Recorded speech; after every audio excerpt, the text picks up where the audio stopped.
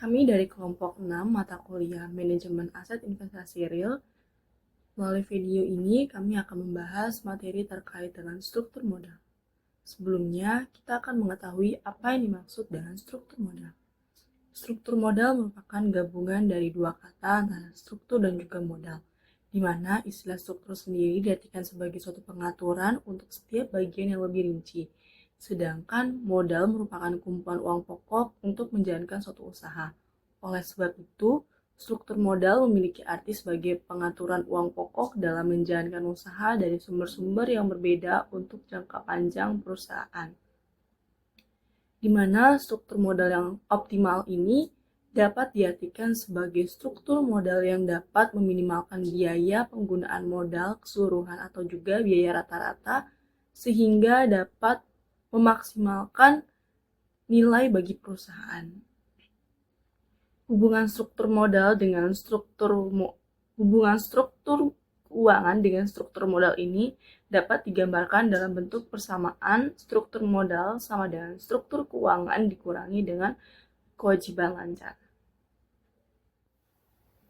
Selanjutnya, apa sih tujuan dari adanya struktur modal ini? Struktur modal memiliki tujuan untuk melakukan pencampuran ataupun kolaborasi dari sumber-sumber dana, di mana dana ini berasal dari dana yang permanen maupun dari aktivitas ataupun kegiatan operasional perusahaan tersebut. Kondisi ini dilakukan agar perusahaan mampu mencapai nilai optimal karena struktur modal bisa menjaga kualitas dan reliabilitas perusahaan dalam kegiatan ekonomi. Tujuan lain dari adanya struktur modal ini adalah untuk menjaga keseimbangan antara risiko dan juga pengembalian.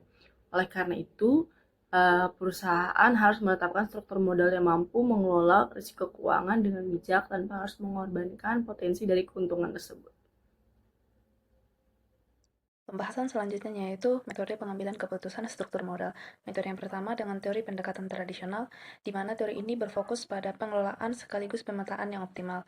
Oleh sebab itu, struktur modal dipandang memiliki pengaruh yang kuat terhadap nilai perusahaan. Inilah yang menyebabkan struktur modal dapat diubah serta disesuaikan untuk mendapatkan hasil yang optimal dalam suatu perusahaan. Metode yang kedua dengan teori pendekatan Modigliani dan Miller. Teori Modigliani dan Miller ini mengusulkan 3 proporsi penting, yaitu struktur modal tidak relevan dengan nilai perusahaan. Akibatnya, nilai perusahaan identik akan tetap sama atau bertahan, sekaligus tidak memberikan pengaruh pada keuangan yang diadopsi untuk membiayai aset. Sedangkan nilai perusahaan bergantung pada pendapatan yang diharapkan pada masa depan, terhitung saat tidak terdapat pajak.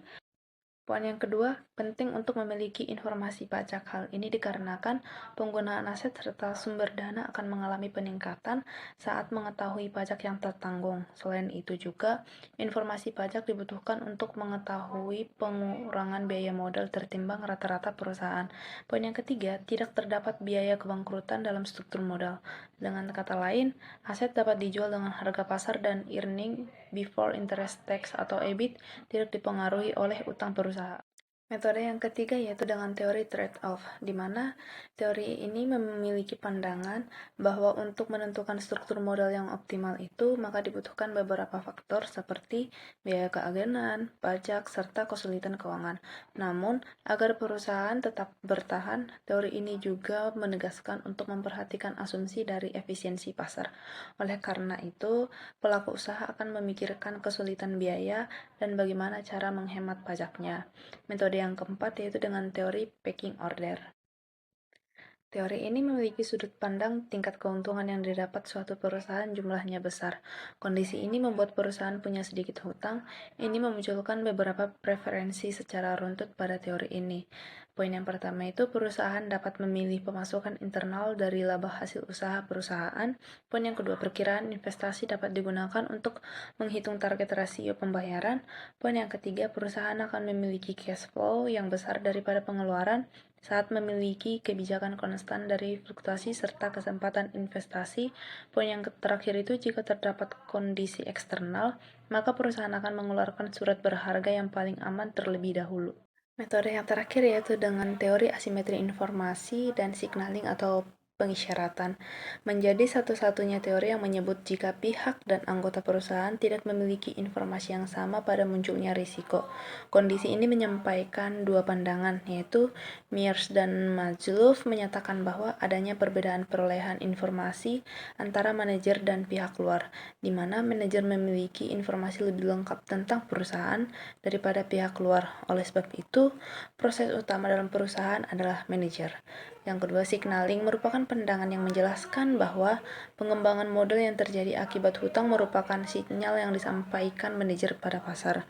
Hal ini terjadi karena manajer berusaha untuk memastikan perusahaannya memiliki prospek yang baik. Dengan kata lain juga, peningkatan saham serta kesempatan investor yang terbuka luas.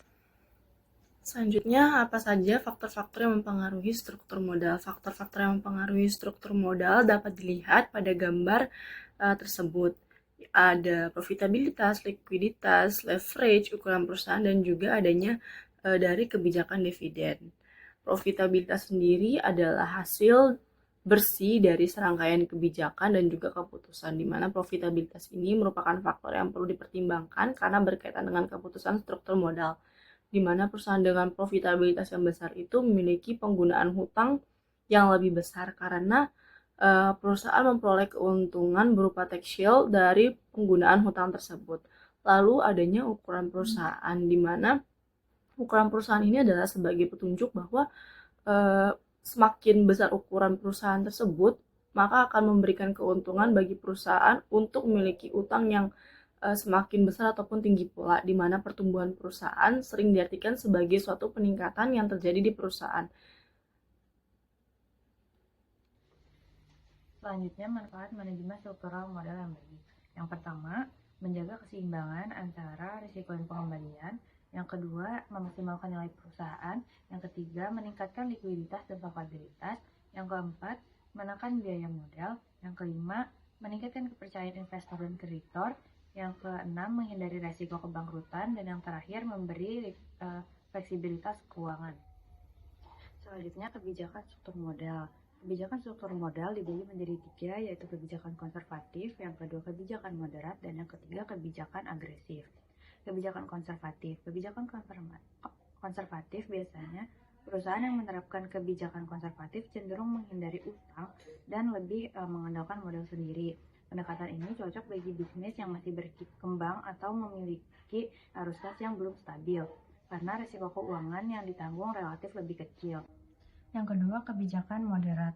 Kebijakan ini berupaya menyeimbangkan penggunaan utang dan ekuitas. Pendekatan ini banyak digunakan oleh perusahaan yang sudah mapan dan memiliki arus kas yang stabil dengan kombinasi yang tepat. Selanjutnya, kebijakan agresif. Kebijakan agresif lebih berani dalam menggunakan utang sebagai sumber dana utamanya. Biasanya pendekatan ini ditetapkan oleh perusahaan yang sedang dalam fase ekspansi cepat dan memiliki keyakinan tinggi terhadap stabilitas pendapatan di masa depan. Sekarang kita lanjut ke pembahasan studi kasus. Kasus yang pertama ini pendekatan earning before interest tax sampai dengan earning per share. Seperti di dalam soal ini dapat diketahui bahwa modal saham biasa yang sedang beredar itu 4.000 lembar dengan harga per lembarnya itu 10.000. Terus ekspansi yang membutuhkan dana itu sebesar 20 juta. Di alternatif yang pertama itu perusahaan menerbitkan saham baru sebanyak 2.000 lembar. Terus di alternatif yang kedua juga perusahaan mengeluarkan obligasi dengan kupon 7,5%. Kita misalkan di perusahaan ini memperoleh EBIT sebesar 6 juta dan tarif pajaknya itu 40%. Maka yang ditanyain yaitu alternatif pendanaan yang lebih baik dengan utang atau dengan menerbitkan saham. Untuk pembahasan sumber pendanaan buat perusahaan ini kita bagi menjadi dua bagian. Yang pertama itu alternatif saham, terus yang kedua dengan alternatif utang atau obligasi. Di soal kan udah diketahui itu buat alternatif saham sebanyak 6 juta. Terus di bunganya 0. Kenapa? Karena untuk modal sendiri ini tidak ada bunga. Karena pakai dana kita sendiri. Terus yang selanjutnya itu si EBIT dengan bunga dikurangin sama dengan 6 juta itu merupakan EBT. Nah, di situ kita mencari tingkat pajaknya. Tingkat pajak di soal kan diketahui 40%. Nah, 40% dikali EBT sama dengan 40% dikali 6 juta sebesar 2.400.000. terus itu dikurangin, dapatlah 3.600.000 yang merupakan EAT atau laba bersih. Terus diketahui juga di soal di saham yang beredar di awal kan 4.000 lembar. Terus di alternatif yang pertama itu si perusahaannya menerbitkan saham yang baru itu sebanyak 2.000 lembar. Jadi untuk si alternatif saham ini, saham yang beredarnya itu 4.000 yang di awal ditambah dengan 2.000 yang baru, jadi sebanyak 6.000 lembar. Terus untuk EPS-nya atau EPS, rumus EPS kan laba bersih dibagi jumlah saham yang beredar. EPS di alternatif saham sama dengan 3.600.000 dibagi 6.000 lembar sama dengan 600 per lembar. Jadi harga saham dengan alternatif saham ini sebesar 600 per lembarnya. Selanjutnya, pendanaan yang kedua yaitu dengan alternatif utang atau obligasi. EBIT di soal kan diketahui 6 juta, terus bunganya sebesar 7,5%. Untuk si alternatif utang ini menggunakan bunga karena kita mengeluarkan surat obligasi. Jadi bunga di alternatif utang ini 7,5% dikali 20 juta sama dengan 1.500.000. Terus kita kurangin hasilnya jadi 4.500.000, itu merupakan EBT atau earning before tax. Terus selanjutnya kita mencari tingkat pajak di alternatif utang, yaitu 40% dikali EBT sama dengan 40% dikali 4.500.000, jadi 1.800.000. Terus kita kurangin hasilnya 2.700.000 yang merupakan EAT atau laba bersih. Terus saham yang beredar di alternatif yang kedua kan sebanyak 4.000 lembar, tidak ada penambahan. Terus kita mencari EPS-nya. EPS tadi kan rumusnya laba bersih dibagi jumlah saham yang beredar. Laba bersih di alternatif utang ini kan 2.700.000 dibagikan 4.000 lembar, EPS-nya sama dengan 675 per lembar. Jadi, harga saham per lembar di alternatif utang ini yaitu 675. Jadi, dari hasil perhitungan tersebut, kita dapat menarik keputusan bahwa pendanaan yang layak dipilih yaitu dengan utang atau obligasi, karena laba per lembar saham yang diperoleh lebih besar dibandingkan dengan modal kita sendiri, yaitu sebesar 675 per lembarnya, selisih 75 dari alternatif saham. Kasus selanjutnya yaitu dengan pendekatan LF dan WACC. Kita dapat melihat bahwa LF atau leverage factor ini merupakan tingkat proporsi utang terhadap total modal. Sedangkan WACC atau weighted average cost of capital ini merupakan biaya modal rata-rata tertimbang atas berbagai komponen modal di dalam struktural modal perusahaan. Seperti contohnya itu, kita dapat melihat bahwa di PT ABC pada tahun 2004 ini memiliki total modal awalnya itu senilai 3 miliar yang terdiri atas 3 komponen struktur modal, yaitu utang jangka panjang sebesar 30%, saham preference 10%, sedangkan saham biasanya itu 50%. Return earning atau saldo labanya itu 10%, bunga utang sebelum pajak 10% per tahunnya, terus biaya saham preferen itu 8% per tahun, biaya saham biasanya itu 8% per tahun, biaya saldo labanya 10% per tahun, dan tingkat pajaknya itu 22% per tahun. Terus, di sini perusahaan ini merencanakan ekspansi dengan kebutuhan tambahan dana baru sebesar 1 miliar. Terus yang ditanyain itu dengan 3 alternatif pendanaan. Nah, alternatif pertama itu dengan pendanaannya 100% utang, dan di saham biasanya itu 0%. Di alternatif kedua 0% utang dan 100% saham biasa dengan asumsi asuransi biaya penerbitan sama dengan 0. Terus alternatif yang ketiga 50%-nya itu utang, sedangkan 50%-nya lagi merupakan saham biasa. Untuk pembahasannya, langkah pertama yang akan kita lakukan yaitu dengan mencari struktur modal dan WACC PT ABC sebelum adanya ekspansi. Nah, untuk komponen modalnya itu ada 4 macam. Yang pertama itu dari utang jangka panjang, yang kedua saham preferen, yang ketiga saham biasa, dan yang keempat itu dari saldo laba. Nah, untuk jumlah modalnya itu, utang jangka panjang kan itu sebesar 30%, itu dikalikan dengan total modal awal senilai yang 3 miliar. Jadi 30% dikali 3 miliar hasilnya 900 juta. Untuk saham preferen itu 10% dikali 3 miliar sama dengan 300 juta. Saham biasa 50% dikali 3 miliar sama dengan 1 miliar 500 juta. Sedangkan saldo labanya itu kan 10% dikali 3 miliar sama dengan 300 juta. Nah, selanjutnya bobotnya nih. Bobot ini diketahui di soal juga, di mana si utang jangka panjangnya 30% atau 0,30, saham preference 10% atau 0,10, saham biasa 50% atau 0,50, sedangkan saldo labanya itu 10% atau 0,10. Selanjutnya kita mencari biaya modal dalam bentuk persentasenya. Untuk mencarinya ini kita bisa menghitung dari biaya utang setelah pajaknya. Rumusnya itu kan 10% dikali 1 min tax sama dengan 10% dikali 1 min 22% sama dengan 10% dikali 0,78. Hasilnya itu 7,8%. Nah, si biaya modal dalam bentuk persentasenya ini hanya ada di utang jangka panjang, karena kalau misalnya kita dengan modal kita sendiri itu tidak dikenakan dengan bunga. Jadi biaya bunga untuk utang jangka panjangnya ini sebesar 7,8%, untuk saham preferennya itu diketahui di soal sebesar 8%, saham biasanya juga 8%, dan saldo labanya itu 10%. Nah, selanjutnya kita mencari biaya modal dalam bentuk rupiahnya. Ini kita dapat menghitungnya dari jumlah modal yang tadi dikalikan dengan biaya modal dalam bentuk persentasenya. Nah, seperti utang jangka panjang ini 900 juta dikalikan dengan 7,8% sama dengan 70 juta 200.000. Untuk saham preferen 300 juta dikali 8% sama dengan 24 juta. Untuk saham biasa 1 miliar 500 juta dikali dengan 8% hasilnya 120 juta. Sedangkan untuk saldo laba itu 300 juta dikali 10% hasilnya 30 juta. Nah, biaya modal dalam bentuk rupiah ini kita totalin jadi 244.200.000. Selanjutnya kalau misal biaya modalnya udah ketemu semuanya, kita lanjut untuk persentase keseluruhannya. Untuk persentasenya ini kita membagikan biaya modal dalam bentuk rupiah per total modalnya itu. Jadi ketemu untuk utang jangka panjangnya 70.200.000 dibagikan dengan 3 miliar, hasilnya 2,34%. Nah, untuk si saham preferennya 24 juta dibagi 3 miliar dapat 0,8%. Untuk saham biasa 120 juta dibagi 3 miliar dapatnya 4%.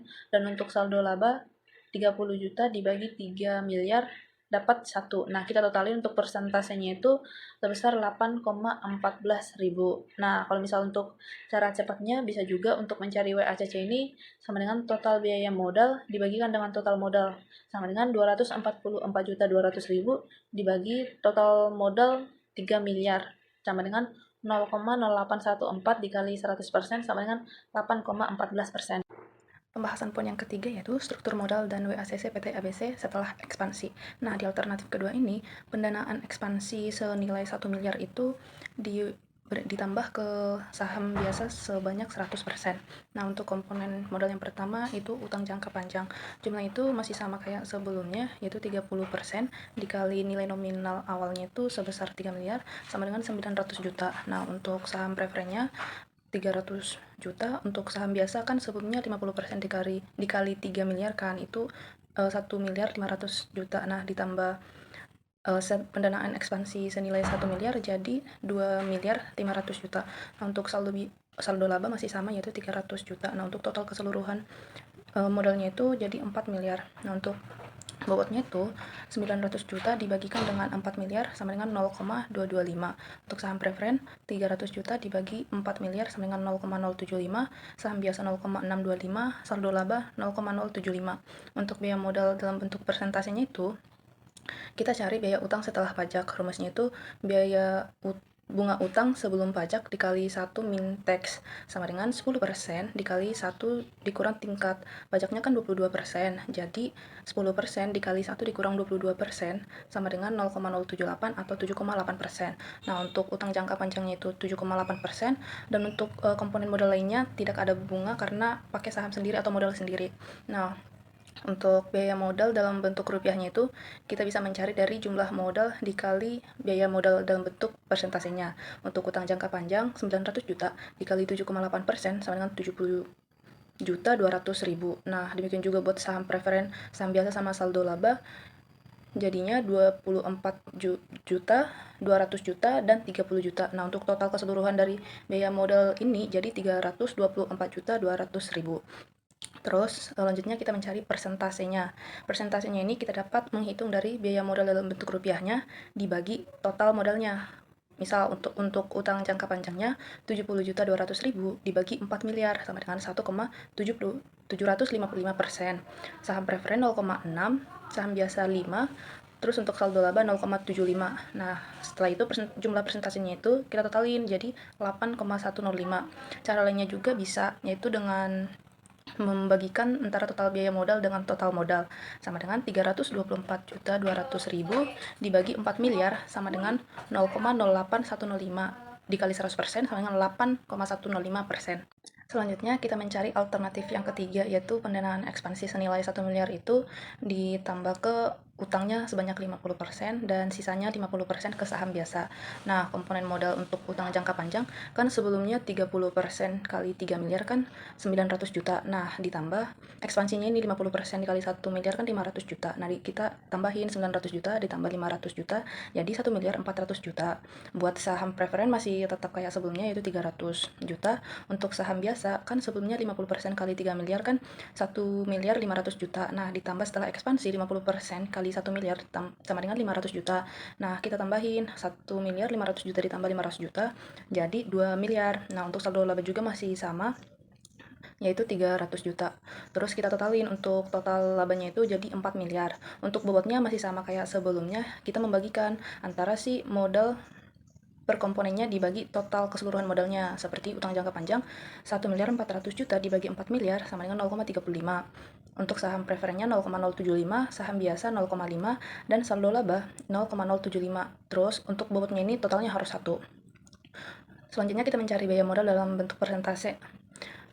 Untuk biaya modalnya ini kita mencari biaya utang setelah pajaknya dulu. Rumusnya itu bunga utang sebelum pajak dikali 1 min tax sama dengan biaya utangnya kan, bunga utangnya kan 10%. Jadi 10% dikali 1 dikurang 22% sama dengan 0,078 dikali 100% sama dengan 7,8%. Untuk saham preferen masih sama seperti diketahui di soal, yaitu 8%, saham biasa 8%, saldo laba sama dengan 10%. Selanjutnya kita mencari biaya modal dalam bentuk rupiah. Ini kita dapat mencarinya dari jumlah modal per komponen dikali biaya modal dalam bentuk persentasenya. Seperti kalau untuk utang jangka panjang 1 miliar 400 juta dikali 7,8% dapat 109.200.000. Saham preferennya 300 juta dikali 8% sama dengan 24 juta. Saham biasa 160 juta dan untuk saldo laba itu 30 juta. Kita totalin dapat 323.200.000. Untuk persentasenya itu kita membagi antara biaya modal dengan total modalnya. Kalau untuk utang jangka panjang 109.200.000 dibagi 4 miliar sama dengan 2,73%. Saham preferen 0,6%, saham biasa 4%, dan saldo laba 0,75%. Kita totalin jadi 8,08. Cara lainnya juga kita dapat membagikan antara total biaya modal dengan total modal sama dengan 323.200.000 dibagi 4 miliar sama dengan 0,0808 dikali 100% sama dengan 8,08%.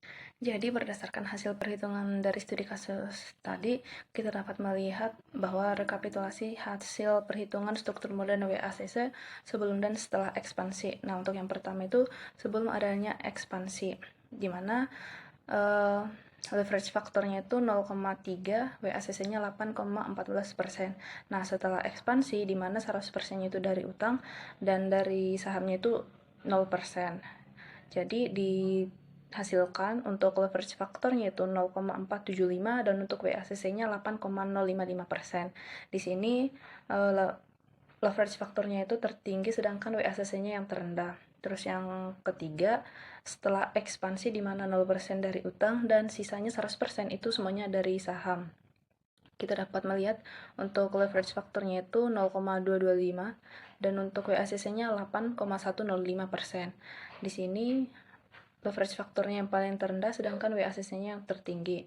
Terus yang keempat, setelah ekspansi di mana 50% dari utang dan sisanya 50% dari saham.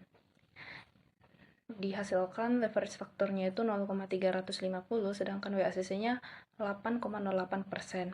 Di sini leverage faktornya moderate dan WACC-nya juga moderate. Jadi di poin yang keempat ini setelah ekspansi di mana 50% dari utang, 50% dari saham, antara resiko dengan pendapatannya itu lebih stabil. Sehingga ketika sebuah perusahaan memiliki WACC sebesar 8%, dinyatakan dalam persentase seperti bunga atas pengembalian investasi ini, berarti perusahaan tersebut harus melakukan investasi yang memberikan pengembalian lebih tinggi dari 8% agar perusahaan itu dapat tumbuh. Dan berdasarkan tabel di atas juga menunjukkan bahwa hipotesis pada pendekatan ini tidak dapat ditolak karena terbukti bahwa tingkat leverage factor atau LF-nya ini memiliki hubungan negatif dengan WACC. Dan WACC sebelum ekspansi dan setelah ekspansi juga itu di atas 8%, di mana kondisi ini terjadi antara lain karena biaya bunga utang setelah pajak pada umumnya itu lebih rendah daripada biaya modal sendiri sebagai manifestasi dari tingkat return yang diharapkan oleh investor ataupun pemegang saham. Selanjutnya adalah kesimpulan. Struktur modal adalah cara perusahaan dalam membiayai aset miliknya melalui utang, ekuitas, dan surat berharga campuran. Struktur modal berkaitan dengan keputusan perusahaan tentang sumber dana yang digunakan untuk membiayai investasi, baik yang berasal dari dalam maupun luar perusahaan. Struktur modal mempengaruhi nilai perusahaan, biaya modal, dan risiko keuangan. Ada beberapa faktor internal dan eksternal yang mempengaruhi struktur modal, seperti tingkat pertumbuhan perusahaan, risiko bisnis, profitabilitas, kebijakan dividen, dan kondisi pasar modal. Ada juga beberapa teori yang menjelaskan tentang struktur modal optimal, seperti teori pendekatan tradisional, teori pendekatan teori trade-off, teori pecking order. Dengan mempertimbangkan faktor-faktor dan teori-teori tersebut, perusahaan dapat menentukan struktur modal optimal sesuai dengan kondisi dan tujuan perusahaan.